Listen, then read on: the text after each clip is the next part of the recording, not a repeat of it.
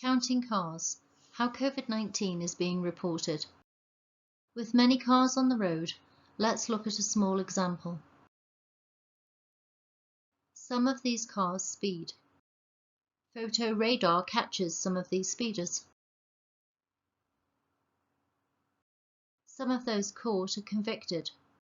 What if we keep the same amount of cars and the same amount of speeders? How do we make it appear that there are more speeders? We could just count more cars by adding more cameras.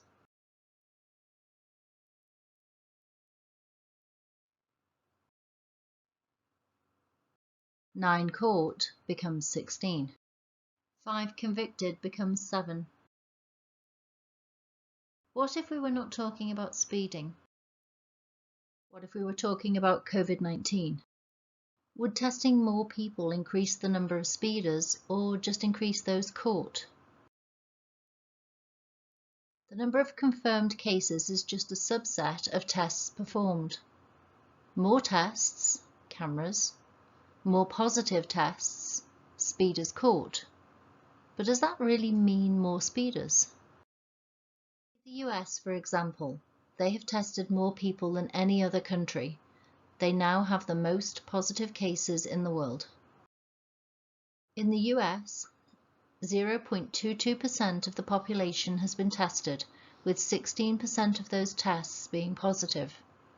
The reported mortality rate of 1.66% is based on positive tests only.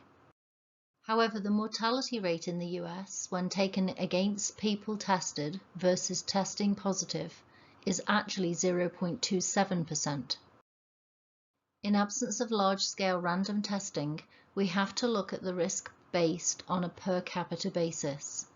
That equates to a rate of positive testing of only 0.035% per capita, with a mortality rate of 0.00059%.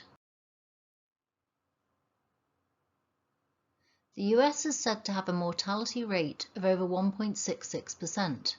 However, this is based on positive tests, not people infected or even tested.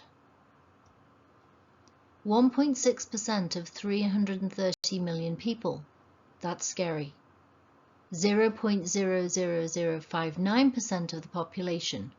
Would people really stay inside for that risk? Flu is not relevant, people are saying, but the lockdown restrictions imposed for COVID-19 worldwide should lower the curve of flu also. These restrictions don't appear to be doing anything for either flu or COVID-19 positive cases. Flu cases and deaths continue to grow. Up to 54 million flu cases in the US, resulting in up to 62,000 flu deaths.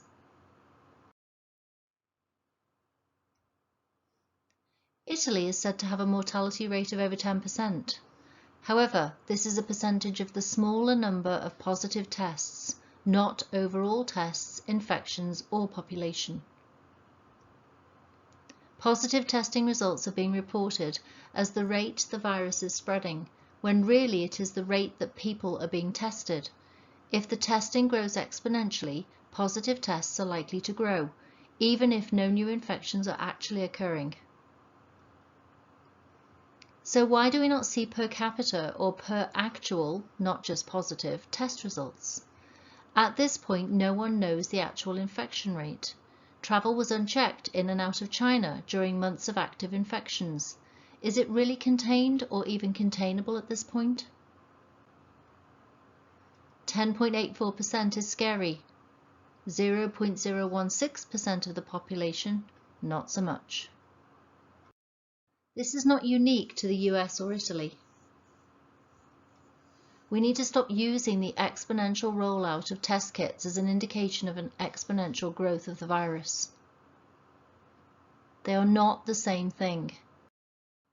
On average, flu infects 16% of the US population, with up to 62,000 deaths this season to date. Flu has no cure, just an inoculation which provides some protection. COVID-19, SARS-CoV-2, has had a workable, tested and trial treatment for over 17 years. It was originally used with great success on SARS-CoV-1 in 2003, and results of recent tests on COVID-19 have been successful. This time, unlike the 4 previous related outbreaks, misleading figures on COVID-19 have been reported. There was also an initial failure to use a treatment that was known to work. Why? Or should that be who?